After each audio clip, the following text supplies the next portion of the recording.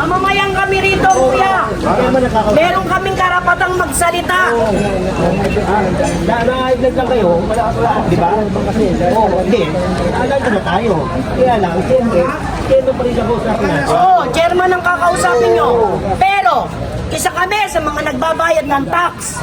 May karapatan kami magsalita. Diba nagpapasweldo sa inyo? Mag-share mo muna kayo natin.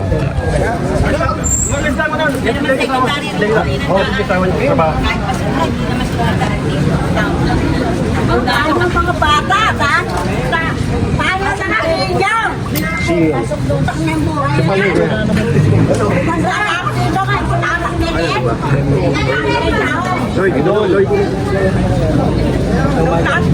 Tayo natin dito. Nakakalungkot isipin kasi halos 38 years na yan. Dating hapon, may waiting shift ko dito. Pare, tanda lang pare. Ma-vlog ka yan ha. May waiting shift po tayo dito. Yung mga sa kabingan ni Yorme, mga lola namin. Diyan po si Tito. Tayo natin yun po. Ano kayo? Presidente ka rin. Ngayon, kung sasabihin na obstruction, pag din po natibag, doon po magiging obstruction. Bakit kanyo? Mga bata po tayo ng bibig. Yung obstruction, papasok po yan, magiging obstruction yan sa mga bata nag-aaral. Paano na po ngayon?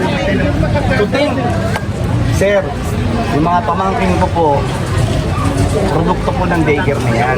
Maliit pa po yan. Isang engineer, IT student. Dahil po sa libreng edukasyon na inano po ng ating barangay.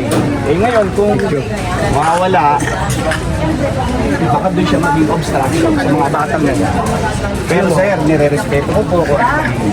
Pero lang ang hinihiling na po namin, sana, pagbigyan po.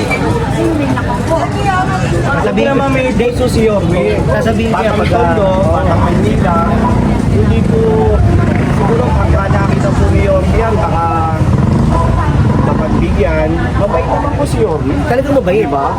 Bibigyan kayo ng mas maganda. Bibigyan kayo mas maganda. Sana. Oo, sigurado yan. Mas maganda, mas maayos. Saka baka mamaya, bigyan pa ng aircon.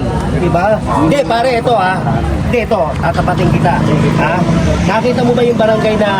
Nakita ko. Nakita mo yung sitwasyon doon sa Almario? Opo, na. Diba? Kawawa, diba? Kawawa, tingnan mo na. Kawawa yung estudyante. Tama, mali? Tama.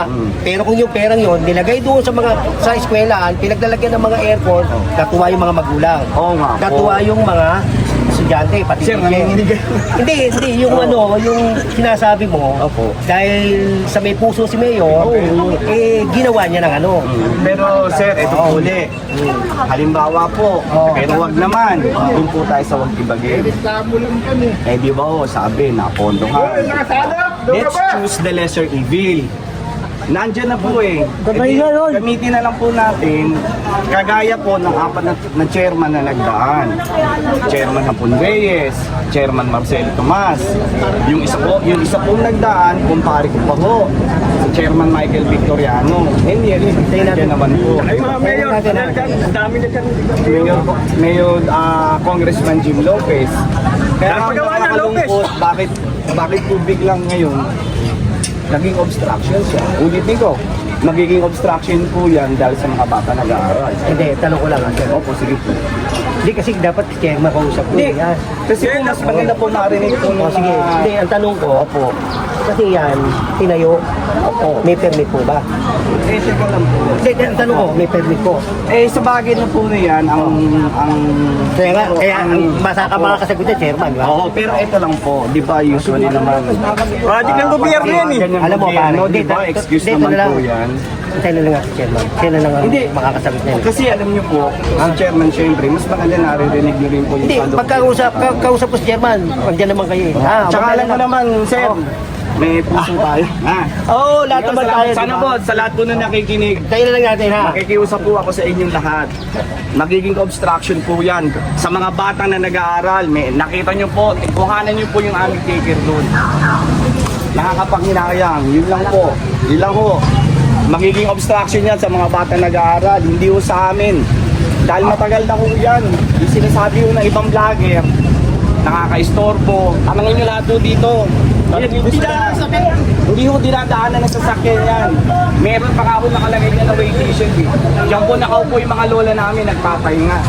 O, tapos lagi mo na instruction. Yun lang po, salamat. Sana mapagbigyan. Yun lang po.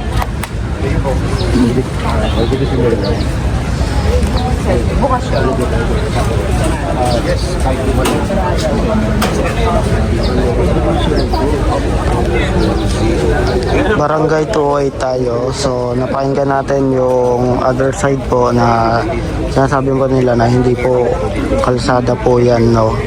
So private area rin po at hindi po raw na dinadaanan po ng mga sasakyan.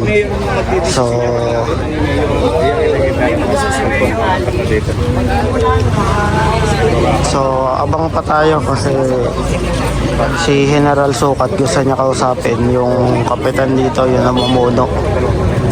And bisa mapag-uusapan, doon natin malalaman kung ano yung mangyayari.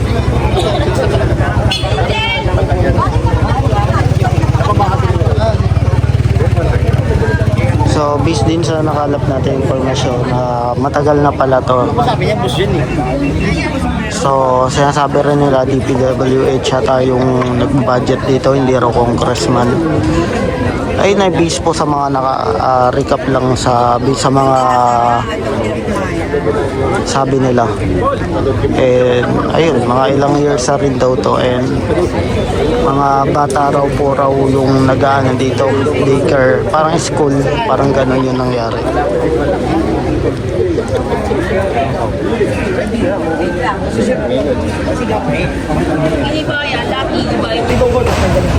Ay, court. Tatanggalin din yung basketball court. Tsaka itong toldam to. Tatanggalin din yung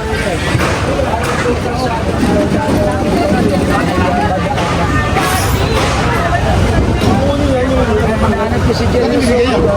Kakabit ko sa urani yan. Matik na lang kayo, huwag na magbola. Barangay, walang daycare para sa mga paslit.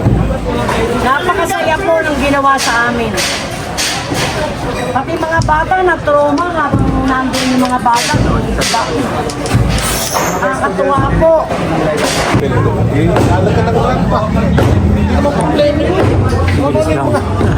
Binabati ko sila na ganito, ganyan. Pwede ba yun? Para lang hindi iba. Una, alam nila na ito na. Tinatolerate na lang natin yan dahil kailangan na gamitin. Pero actually,